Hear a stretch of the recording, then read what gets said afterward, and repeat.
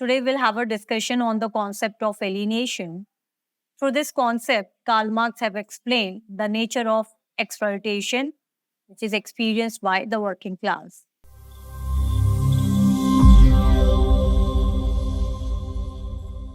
Hello friends, today we'll have a discussion on the concept of alienation. Through this concept, Karl Marx have explained the nature of exploitation, which is experienced by the working class. This topic is highly imperative. In fact, UPSC did ask question in 2020 on the critical analysis of alienation. Now, Karl Marx argues that in the process of alienation, what happened is that in capitalist society, workers gets alienated from their productive activity. That's when this productive activity is not for workers.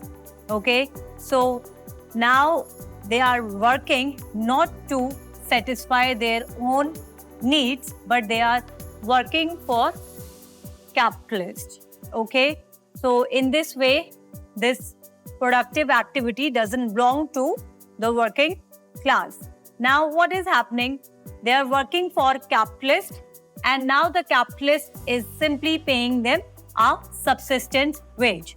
Now this subsistence wage is not equal, or it is not showing any equality in terms of profit which capitalists get through the workers' work.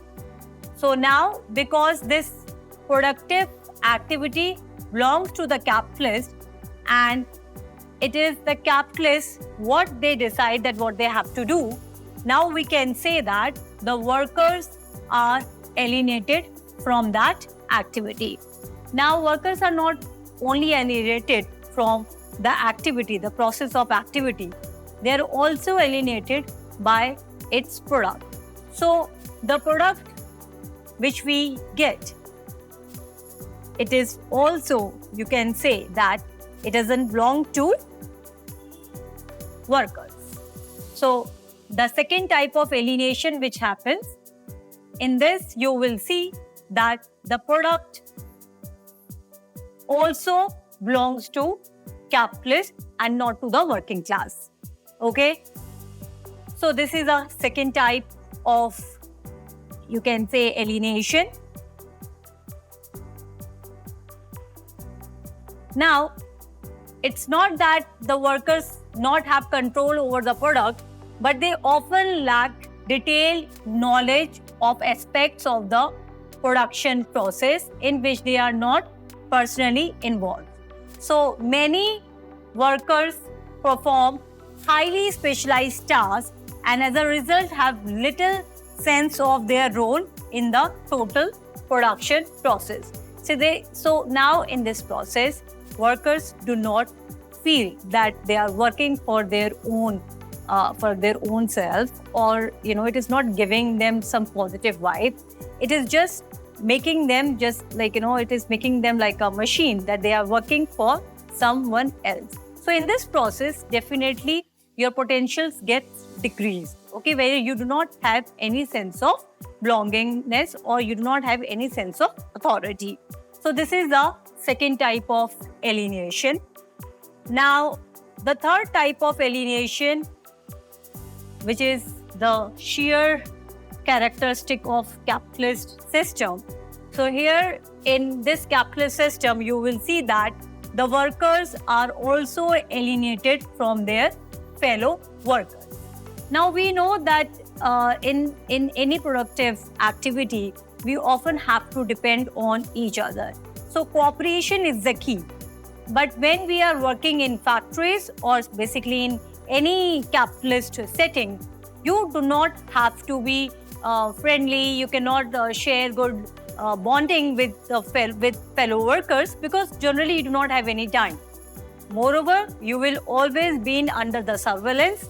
Your capitalist team will always going to see that whether you are working or talking, are you making social relations, because this is something as per their understanding, as per capitalist understanding, is killing their productivity. Now, what is basically happening here? You or capitalist system is basically stopping workers to get friendly or to have friendly relation with their workers. Now, here in capitalism, this cooperation is disrupted and people, often strangers, are forced to work side by side for the capitalist. So it doesn't matter even if you are already in a strong kin relationship. So they often tell you that, the capitalists often tell you that, you might be sisters, you might be good friends, but show your friendship or show your relationship after your work.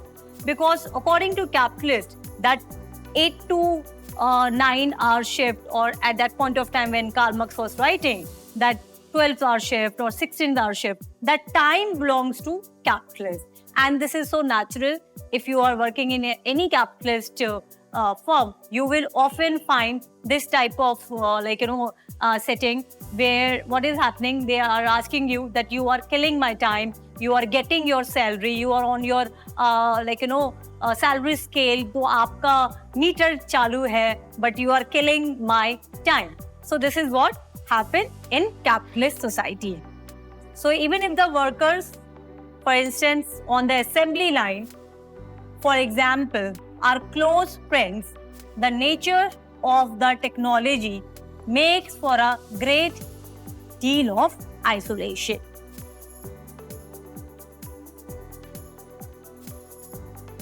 Now, the important point is that this social situation is even worse than simple isolation.